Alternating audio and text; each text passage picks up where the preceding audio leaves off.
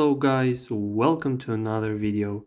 Today we are going to be discussing about another interesting question, and that would be, if you rob from the rich and give it to the poor, is it wrong?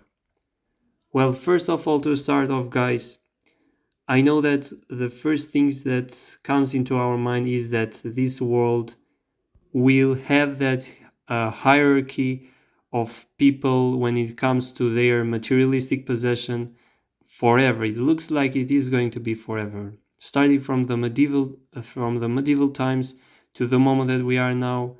We can simply see that there are rich people who have all these possessions, who have accessibility to things, and we have poor people who maybe we cannot call them slaves basically, but there is also a term for them which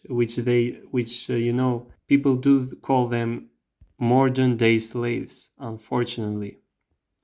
And of course they do not have possessions, they do not have, let's say, assets, and they barely get to live and afford the most basic necessity if it is possible. But going to the question, is it wrong? Well, I think that some governments, that's what they do.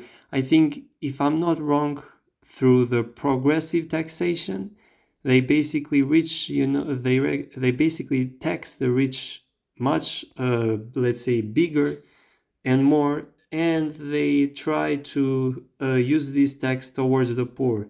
Basically, that is what they say formally.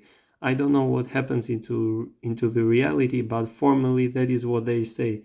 And maybe yes, that could be positive. I think if we are able to, let's say, tax from the rich more, to get a percentage from them more, and give that percentage to these people who basically cannot afford even the most basic necessities, then I wouldn't call that wrong. I think that is right. And some of you may say, this is kind of the Robin Hood story, robbing from the rich, giving to the poor. Well, should the government be Robin Hood? In some sense, I think yes. If a government really cares for its citizens, it should be Robin Hood in some sense.